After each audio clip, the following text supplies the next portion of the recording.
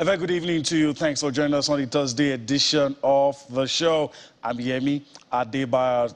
Quite a lot of things to talk about on the show tonight, and we'll do our best to make it worth your while. We'll touch down in Tanzania to talk about the African Super League. We'll also talk about the return of Team Nigeria and, of course, the contingent receiving a hero's welcome. We'll look at the aftermath of the UEFA Super Cup. We'll also take a look at football transfers, all for you on the show tonight. As usual, I don't do this alone. My partner, Austin Okonakman, is waiting in the wings and will be joining as we move on the show. Like I always say, I urge you to sit back, relax, as we'll take you on a trip across the money-spinning world of sports. Of course, also, let me just throw this in quickly. We will also be taking reactions from the Real Madrid manager in the aftermath of the UEFA Super Cup. We're going to talk about the FIFA Under-20 Women's World Cup. By midnight, Nigeria's Under-20 the women will be playing against France. So you have to stay awake to watch that game and see what is going on with that game. All right, we'll also at some point listen to the CAF president, Patrice Motsepe, talking about the African Super League. So that's the outlook of the show tonight. Sit down, relax as we go into it. Of course, I have Bolu Omoniyi with me. He will be joining in as we take a look at all of these things that I've highlighted, and that will be the outlook of the show tonight. All right, so Bolu, greetings to you.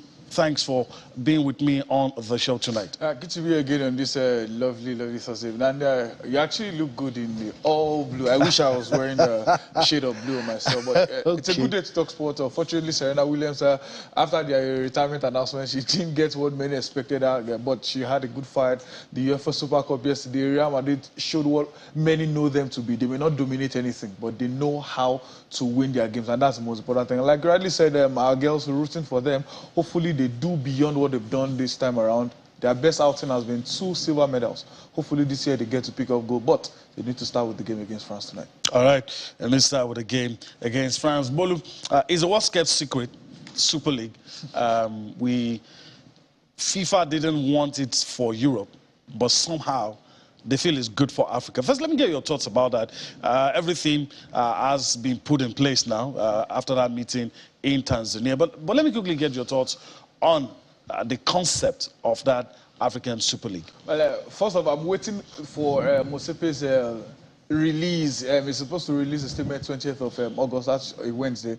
That will break down everything format, because we still don't know the format. The only things we know is 24 teams. Instead of the regular regions, they broke them into 3 regions, adding West and North and Central together, then North and East. But when they come up with all those, but like you rightly said, the FIFA, UEFA, everyone, they were all against the UEFA Super Cup. I remember when some persons be like, Africa are puppets to FIFA. Some Africans don't like that where they hit at them that you're insulting us. But it looks like that's what's happening. Remember when they started the UEFA Nations League? CAF came out with the Nations League. For whatever reason, that didn't happen. Now, 2 years ago, Jan Infantino, as FIFA president, came and talked about African Super League. And fast forward to yesterday, the FIFA president now has spoken about, CAF president Motsepe came up about it. They inaugurated officially. Yes, this will come up. I understand the financial aspect. It's a $200 million project, $100 million for the participants. 1 million for all confederations on the African scene, then the rest for women's football and youth. But you ask yourself, the reason people were against the UEFA and the Super League was because the money is only for the top teams. It's not, nobody is going to feel it in the lower leagues, lower teams, or less of. Same thing in Africa. The 24 teams that will be participating will be the ones to share. There will be 2.5 million. We'll come back to talk about this in detail. You talked about wanting to see Motsepe's statement. How about Motsepe's comments? Let's go to Tanzania, listen to the CAF president, Patrice Motsepe, explain this to us. Then Bolu will continue to break down, the implication of the newly launched African Super League. Please clap hands. The African Super League is one of the most exciting developments in the history of African football. And the objectives in terms of what we are trying to achieve is very clear.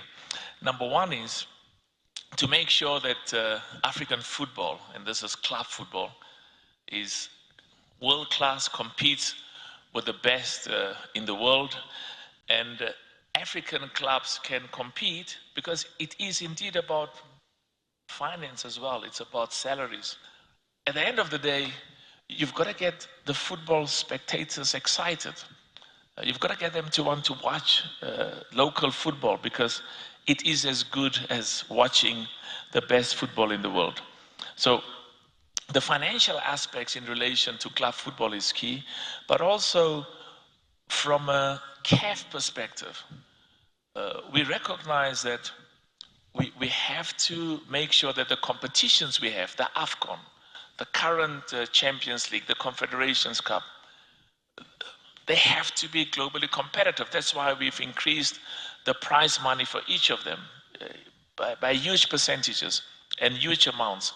The other issue about the African Super League is we want to give every single member association, every single country in the 54 African countries that are part of CAF, give them a $1 million contribution every year to use to develop football amongst the youth, young boys, young girls, use that money as well to make sure that we employ some of the best people in each country in Africa to be involved in running football and also pay them competitive salaries. One of the biggest problems of the top African clubs participating in the current Champions League is they spend a lot of money on transport and they spend a lot of money on accommodation, and when they win, the money they get does not justify or compensate for the huge expenses they've undertaken. So the first 24 clubs that we want to be part of the African Football League, we will give them a contribution every year of $2.5 million to use, and I know they'll use some of that money to buy and recruit some of the best players on the continent, but also to assist with their transport and with all of the other expenses. All right, so that's it. Patrice Motsepe speaking there, talking about the CAF Super League. But look, let me just quickly highlight some things. Then I have a question for you.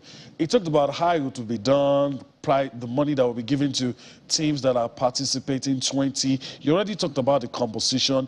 And he, in all sincerity, he tried to look at the problems clubs in Africa face, why they don't break even, why it seems that the money they use in the campaign, even if they go on to win, it looks like they're not breaking even. So to work against that, he has come up with all of these things, good ideas. They're going to have youth teams, huge prize money for the winner. But I'm looking at 197 matches in 10 months and one super final. Now the question for me is, it doesn't appear like it's going to be on merit, one. Will these teams still be playing in the CAF Champions League, CAF Confederations Cup? I'm very sure that's a question on everybody's lips. Well, there was a rumored list of clubs that will be there, and people were enriched already. I know, why do you have to bring this way? 12 teams from North Africa out of 24. I think 4 from Egypt, 3 from Morocco, and the likes. Even teams that don't even make the Champions League, normally from that list, they are there. And it's more like a semblance of what we saw. He was talking about, yes, they will have enough money. The truth is, the teams you are looking at for this tournament have enough money to buy whoever they want. Recently, the president of Al Ahly talked about the new deal they are looking at. They'll be able to sign players from even Real Madrid. So now telling them you want to help them make more money, no. That's not the deal. And the club mentioned for Nigeria in that rumor list was Eyimba. Yes, Eyimba, their merit, their history and everything. So if they'll be playing it side by side with Champions League, I don't think they'll be able to compete in the CAF Champions League. Every club will get at least $2.5 million. That's more than ×5 they are paying the CAF Champions League winners. Not even part. Winners of CAF Champions League don't even earn up to $500,000. So if you are looking at this, why not pump enough money? CAF Champions League, you have to play 2 preliminary rounds before you play the competition. Confederations Cup, we play 3 rounds. So why not make those competitions more exciting, better planned, more competitive, with more money? So it feels like what we were against the UEFA for is the same thing we are now supporting for CAF. I don't see any difference. The only thing I see difference is the continent is being held. So we will probably still come back to this same problem. I know the fan base issue is not the same thing as in Africa, but what they're going about, not having the 1/3 and the rest sharing, I think we will end up still having problems. They said it to kick off from next year. There's really nothing we can do about it. But I hope we won't start having the same problems of, oh, you are choosing some people over others. Because if it's not based on merit, how do you select? Are you going to use the CAF coefficients based on club? Are you using coefficient based on country? Because from the list, we saw a team like Pyramid. Pyramid probably one of the richest clubs we have in Africa. And they are not among the top clubs we have on the continent. So if they make it, what will be the merit for it? So that's why I'm waiting for that is official statement. So they need to break it down, because we are looking at over 170 games. There is no way they will play the Champions League. And I don't even think they would even play in their domestic league. With what we are saying, it may affect their domestic leagues. Because if you are running, they said each team will play probably a maximum of 21 games. Some African countries don't play up to 20 league games. That's if those that have, let's say, 10 or thereabouts. Then if I play 21, that's lots of games to play. Also play the devil's advocate, one of the things he also said was that this will help develop the African League. He wants African football to be on the same level as the Europeans, and if you want to do that, you have to pump in money. Whether or not this would dismember the club from their leagues, from continental competitions as we already know it, that question is still yet to be answered. And some people find it puzzling if something is not good for Europe, something you think would be inimical to progress, but yet it serves a different purpose in Africa. But then again, you listen to Mosepe's argument, it will tell you Europe is well developed, Africa is underdeveloped, maybe we need it now, then later we'll talk about it. Another person that was also involved in this discussion, that's why a lot of people would say if FIFA sneezes,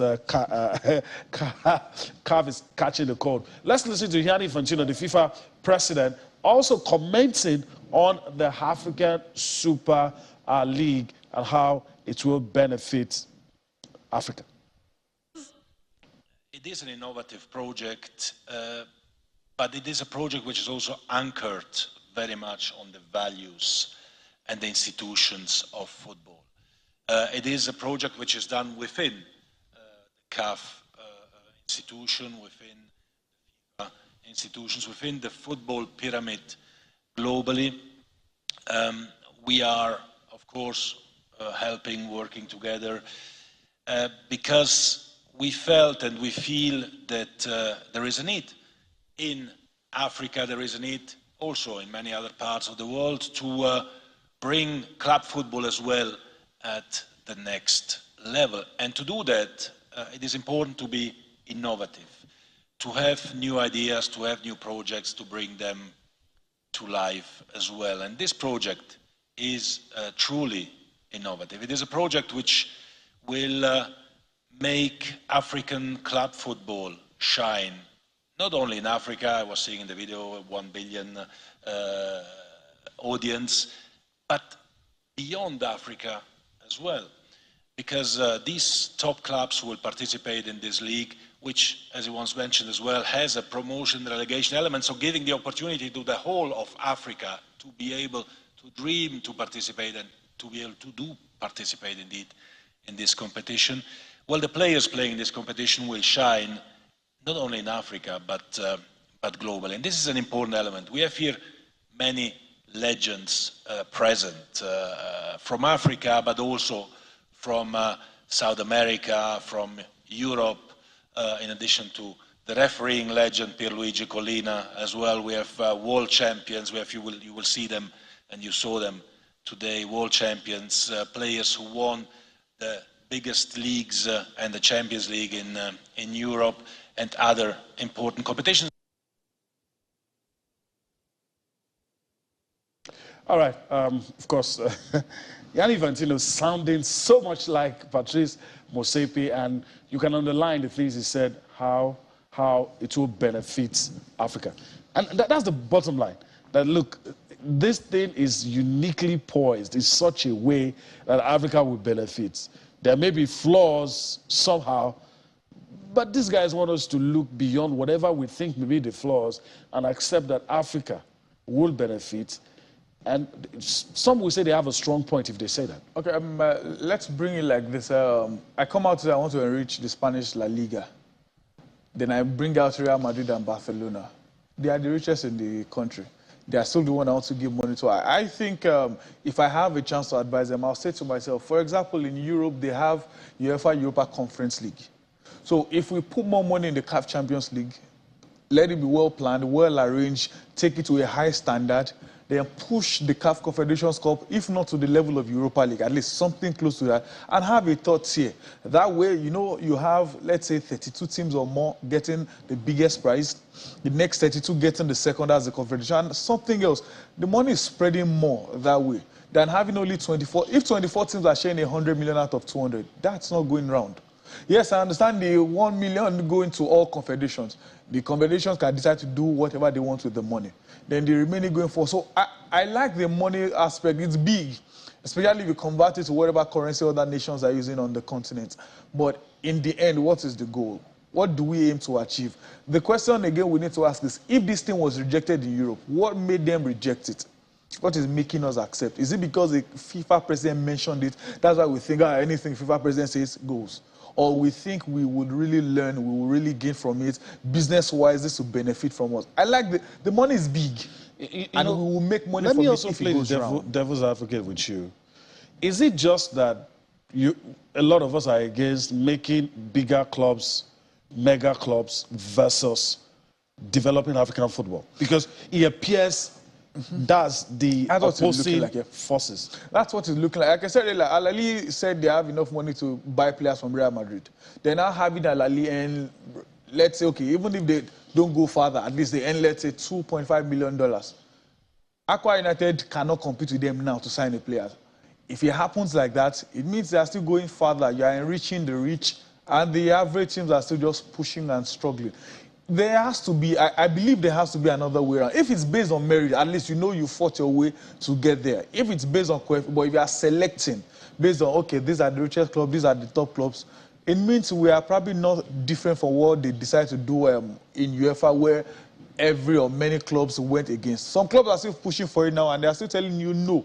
If the money is not going around, then don't bother. Just keep your money to yourselves. $200 million is very, very big based on the African scene. But if it's not going around, it's as good as those clubs getting the money themselves. All right, but another argument that comes with all of this, let's just do this before we go on a break. Some of these clubs that were picked are well-run clubs. Yep.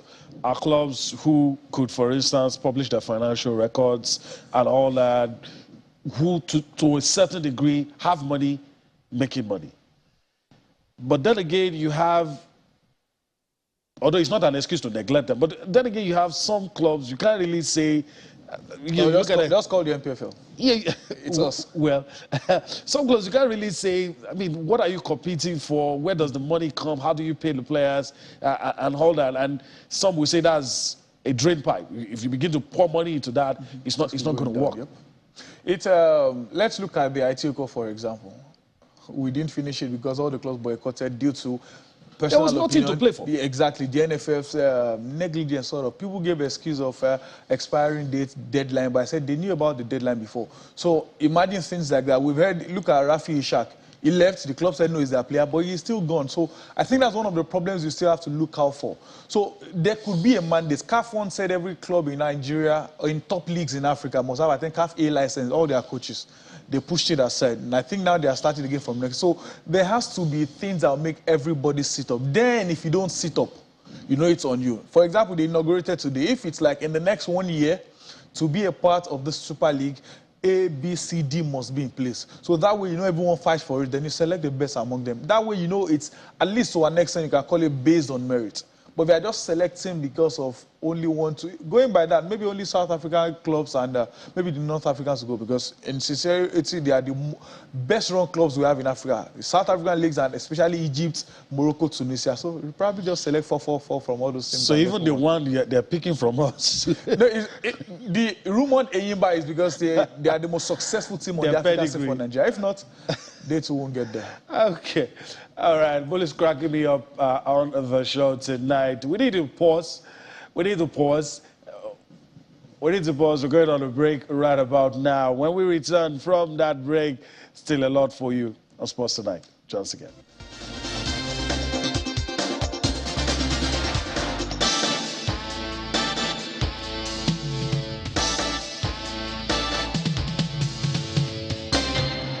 All right, welcome back. We're still on the matter. We've been talking about the African Super League, and we've looked at all the angles to it, how it's going to benefit Africa. We've listened to the critical stakeholders, the CAF President Patrice Motsepe, FIFA President Gianni Infantino, all speaking on how it will benefit Africa. And of course, we'll try to do our own analysis on how all of these things will pan out. And of course, Bolu has been gracious enough to let us see how he thinks these things will pan out. And so we'll see as the days go by. All right, Bolu is still with me. We'll continue with our discussion. We're done with the African Super League. Let's go to, I don't know if you have anything left to say, but I think we've exhausted all of the angles, only probably for us to wait for them to, you know, some statements. Yes, we'll know where to pick it from. But as far as it happening, we already know it's going to happen. Questions questions like, are these teams going to still compete in CAF Champions League? Will it affect their domestic? You know, some of those little details need to be worked out. So we'll see how it goes. All right. In your introduction, you talk about the FIFA Under-20 Women's World Cup, and we've been in the final twice. At midnight, we're going to come up against France. Someone I respect a lot when it talks about football says there's a temptation. We're playing against France, by the way, for our viewers who probably do not know. There's a temptation to look at some of these teams and begin to put them on the same pedestal with their senior national teams. Yeah. So, I mean, that's it on your screen. France up against Nigeria. 12 a.m. Nigerian time, that's when it's going to happen. Canada will be up against Korea Republic. But our hearts and minds, France, Nigeria, that's... So, how hard is it to resist the temptation when you look at France, to look at their senior national team and begin to think that's how the under-20 will be like? It's even interesting that people sometimes even look at this under-20 women as even their men's national team, try to compare. The difference is huge, especially even USA. Their women's national team is completely different from this under-20. I think Japan are the most successful team at this stage. Remember when, I think we were here together when the draws were made, and we were excited that, oh, Nigeria not in the group, Ghana. And we saw it from their first result where they lost 3-0. Immediately they got a man down or a young lady down. We knew there was a problem. But for Nigeria, like we said, we've not gone beyond the quarterfinal for the national team. That's the Super Falcons. But for this stage, we've been to the final twice. Like I talked about the preparations for these girls before now. At least I saw some of them preparing even off camp just to be fit enough. They said they are ready. They want to fight hard. They want to make history for themselves. People have been talking about how can these girls get into the Super Falcons team. This is the biggest stage for them at this level to convince everyone. They have hat-trick scorer among them. They have brilliant midfielders. And they have a good coach who has been here, who has done that. Very experienced. Very experienced at this stage as in Chris Danjuma. So I think that based on what we saw all through qualifiers, people stopped asking, did they win? People stopped asking, will they win? The question was always about how many goals will this girl score at this event. It means they did so well, made everyone proud, but it's definitely a different ball game playing against your fellow Africans than playing against Europeans. The playing style is different. I think they have what it takes to play well, but again, the start of every competition is always very important.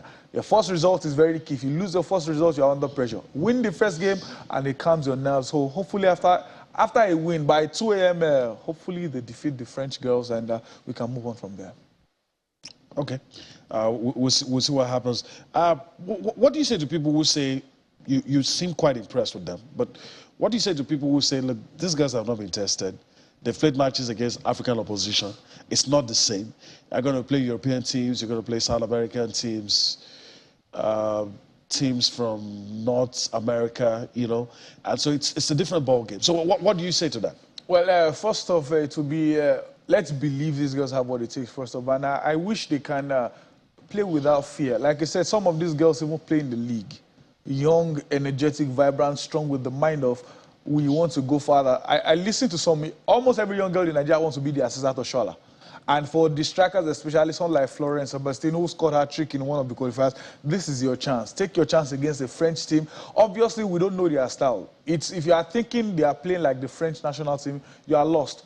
They have their own way. It could be the same pattern. You could see semblance of the same style, but obviously they are not the same team. If they do their best, play like you. Some of these European teams will hold, they can knock the life out of you in terms of holding down the possession. So we need to match them man for man. Girls this time around, we need to play them with strength. So for you that have not seen these girls play at all, first of all, believe they have what it takes. But again, like everyone would agree, they've not been tested against non-African teams. This is their best chance, and they need to take it. When they win this match, it will probably be, oh, these girls are this good. There's this notion, I don't know if you agree with it, but over time, especially when Nigeria qualified for the World Cup, there's this belief that we tend to fare better with European teams. They're technical. Some will say they're not as naturally gifted as Africans, and two, sometimes we tend to use our physicality to good effect against them. It works well. So do you think there's some advantage, since it's France, it's European, they're very technical teams, they know how to do the basics very well. They don't naturally have to be that exceptionally gifted, but as a team, they're always it's very cohesive unit. So do you think that there's an advantage there if we can bring our physicality to bear and just force them to play our style? I think playing that physical football is key. It's one of the things that really work for us, because no matter how you look at it, they're not stronger than our girls. But again, sometimes you may be the stronger. When people are talking about physicality, I always give Kaka as an example. Kaka is not, if you look at Kaka, some people tell you, this guy, in his playing days, Kaka was like paper, using the local term. But you can't out-muscle Kaka. He was strong enough, he can bully almost anybody. So despite the physicality, we still need to use our wisdom. At least, like I said, I've seen these girls play. They have what it takes. But again, I've not seen the French ladies play. So it is even difficult for me from my end to say, oh, this is what they'll bring to the table. I want to believe the coach, Chris Danjuma, has done his homework. I want to believe he has monitored how they will go. He has monitored how they will play. I think they have what it takes, but physicality needs to work. It's very important. It is our style. They are not more physical. The only people that can match us, maybe at least man for man in terms of physicality, are the South Americans. The Europeans are softer than us, so they need to bring that. Use what you have. They now try the talent you have. So if we mix everything together, okay, they have skills, we have physicality, they can pass, they can shoot, we can shoot. I don't think they score more than us in the qualifier. So we have the advantage of being black. So if you use it well, I think we have what it takes to win the game. Okay, all right. Let me throw one in again for laughs, though. We've talked about them, under the guise that, okay, normal French team. But, France sometimes presents a United Nations team. So it could be Africa against Africa, yeah, if you know what I mean. So if that happens, the physicality won't be an advantage anymore. Well, let's come home. Ajebota is different from Ajekwaku. We are the pure Africans. But again, like we've said, physicality alone, if that's what you depend on, you will lose. Because if it's based on that, Africa should have won the World Cup. So you need to still have the intelligence to play as well, hit the ball at the right time, play as a team. Do the basics well. Do the basics well. Sometimes you see teams that, look at the Russian team at the Russian World Cup. They were not the most technical, gifted, or physical. But they were just doing the basic thing, and they kept scoring beautiful goals, just pass and score. They were not, I don't think any of them, apart from maybe Sherry Shev, I don't think any of them dribbled. Just do the basics thing. If you have it, do. If you don't, just play as a team. And people will tell you a bunch of... anybody that just bring 11 players together, they play as a team and they play together for a while, they will likely be those that are very skillful, because sometimes duality doesn't work in football all the time. All right, we'll resist the temptation to continue talking about the girls, so let's move on now and talk about what was a wonderful outing for Nigeria at the Commonwealth Games. And of course, on the strength of that, Team Nigeria received a hero's welcome as the contingent arrived in Abuja from Birmingham. Let's just show you pictures and also take some reactions from the arrival of Team Nigeria. We'll come back to discuss it. Everybody's still in celebratory mood on the strength of what we've been able to achieve. Again, it must be said, our best outing ever at the Commonwealth Games after we were able to get 12 gold medals.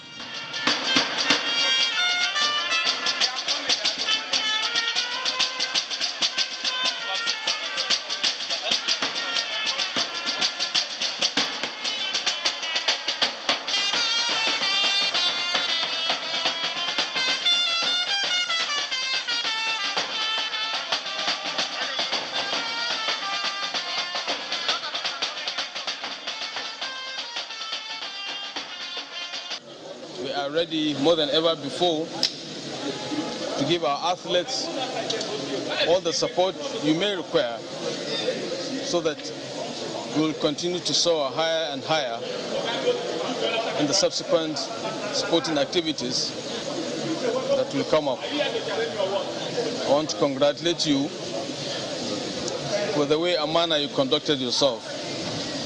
That shows that the spirit of Nigeria is in you. You went out there and conquered many other athletes. We've organized a wonderful reception that is befitting of champions. We have in place a number of programs that will follow, which at this point I cannot divulge. But I am assuring you that they will be recognized in one way or the other. I feel so excited, happy, after 4 years, for me to be able to go there and still dominate. I give God all the glory for making it possible. I feel great, I feel happy, and I thank God for that, because it was God all through. Though there are a lot of entanglements on my way, but I thank God I overcome them. My aim was to win the gold, because everybody in the weights, I am capable to bring them down, but due to the injury, I can't win the second fight. But I believe that in Olympics 2024, we are going to meet again. I'm going to go back to the gym with my coach. We are going to train back, and I will come back strong again. All right, that's the message, coming back strong. Listen to a lot of people there. Ismail Abubakar, the permanent secretary of the sports ministry. Listen to Blessing Oboro Dudu. Listen to Elizabeth Oshoba, Ifeanyi Oyekwere. All of them speaking on what was a good outing, Bolu, it must be said, at the Commonwealth Games. But we need to start pinching ourselves and coming back to face reality. Enjoy the moment, but do the work so that we can have moments like this again. Well, first off, let's do the regular quote that what a man can do, a woman can do better. Sure, We just saw it at the Commonwealth. The top gold medals, all ladies. I think it just shows we need to even invest much more in them. If possible, just focus on the women and forget the men. They always deliver. They always find ways to deliver. But the question is, what next? If you hear him talk about 2024, it's very far. But believe me, it's not that far, because some persons are talking about 2030 already. So I think we need to, we celebrated them, now they are back. Maybe give them 1 week or so. After the break, he talked about hitting the gym almost immediately with his coach. We need to get back to work. We need to get back to our assignment, because now, for those that were thinking, who are these people? They just said, at the Olympic Games, now they know who you guys are. Everyone is talking about, for example, Blair, Toby Amushonda. Let's see if she can win gold medal at the Olympic Games in Paris 2024, where she has the world record. So everyone knows who she can't hide. If she was hiding before, I'm just a local champion. Now she cannot hide.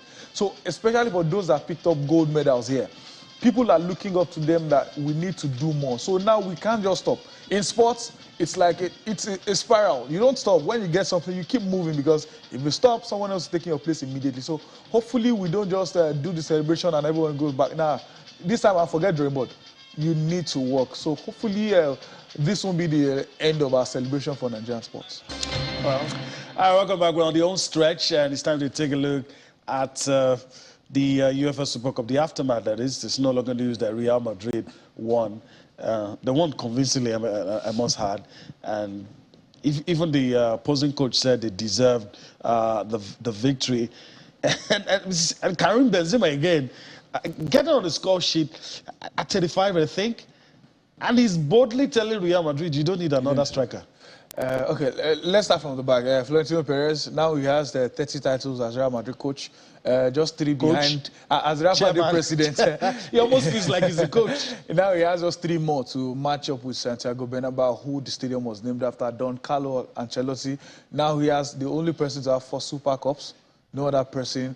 He has won almost everything in front of him. Thibaut Courtois, the first goalkeeper to have 2 clean sheets in the Super Cup and the Champions League final in the same year since Valdez. Then let's come back to the big man he talked about, Karim Benzema. He's been chasing this goal since towards the end of last season. now is the second highest scorer in the history of Real Madrid. It feels like, why do Real Madrid even need a striker anymore? Because Benzema is defiling age. People don't rate him that much because everyone put all the attention on Ronaldo. But nobody knew this guy had scored this much until a few years ago. Now he's the second highest scorer in the history of one of the greatest clubs, if not the greatest club in Europe or even in the world. So I think it deserves every credit. Now everyone is waiting for Ballon d'Or. I think if there's a name that is not carrying Benzema, I think this will be the first time where there will be riot. So there's gonna be a protest. I think he's had a beautiful year. Even his return to the French national team, did they help them win the the UEFA Nations League? Is now the captain of Real Madrid, the #1 captain, and the first competitive game they've had this season. He has delivered the title. So I think Benzema has had a brilliant year, the best year, if not in his career. Okay, let's see if we have time for this. Let's quickly listen to Carlo Ancelotti. And of course, we'll come back to wrap things up on the show. I think so. I think that no one has doubt of this. In this moment, is the most, for us, of course, is the most important player, is the most efficient player in the world in this moment. Karim was really important to win the Champions League. Also, we didn't score in the final, but with his goals, we played the final because he scored 3 goals against City, 3 goals against Chelsea and Paris Saint-Germain. So it's so important for us, and no doubt that he is at the moment the best. All right. I wanted to talk about Frankie de Jong, but time not our friend on the show. You listened to Carlos, so that's a wrap. Bolu, I want to thank you for your time on the show today. Always exciting. Hopefully we'll do this again some other time. Yeah, definitely. It's a pleasure being around. All right. So that's the show today. We do hope that you've enjoyed everything that we've done today. We'll be back here again tomorrow. We'll take you on a trip across the money-spinning world of sports. I'm Yemi Adebayo. Bye-bye now.